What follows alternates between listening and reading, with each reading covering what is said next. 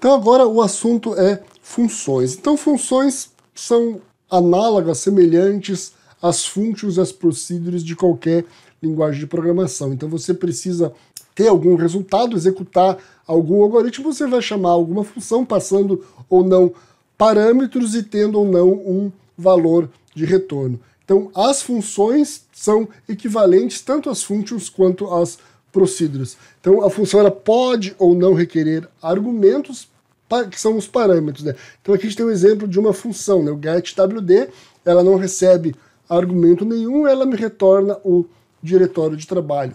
Aqui a gente tem uma outra função para calcular o desvio padrão, ela recebe um objeto e retorna o cálculo do desvio padrão.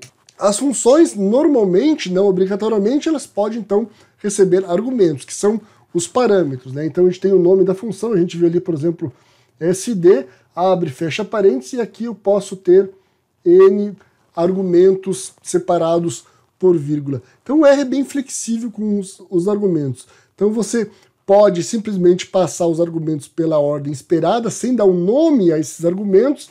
Você pode dar um nome aos argumentos, ou você pode, por exemplo, passar os primeiros sem nomes e os últimos com nome, omitindo o nome nos intermediários, desde que fique claro para o R quais são esses argumentos segundo a ordem deles. Então vejam aqui, por exemplo, a função read, que traz o cabeçalho de um conjunto de dados.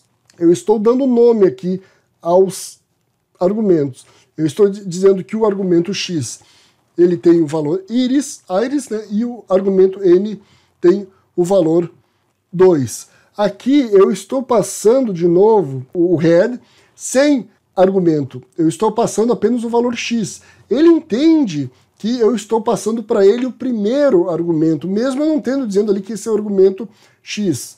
Agora aqui vejam, eu passei os dois argumentos, como está aqui, mas eu não dei nome. Então ele também entende que este é o primeiro argumento e este é o segundo argumento. Agora a coisa se complica quando um argumento ele é obrigatório, ele deve ter, ou o argumento ele não está na ordem. Então, por exemplo, eu tentei executar aqui o head com n apenas com o segundo argumento, passando o valor de 22.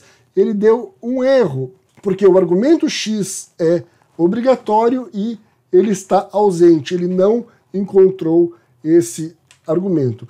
Então, para se executar funções no R é bem simples, é bem fácil. Você chama a função, passa os argumentos, lembrando de colocar os argumentos obrigatórios, você não precisa dar nomes aos argumentos desses que eles estejam em ordem. Se a função ela retorna um valor, o que vai acontecer? Por exemplo, se você tem a função Standard Deviation, né, o SD que a gente viu aqui. A gente passou o argumento e você executou. Se você executar ela sem atribuir isso a uma variável, ele vai retornar o valor na linha de comando.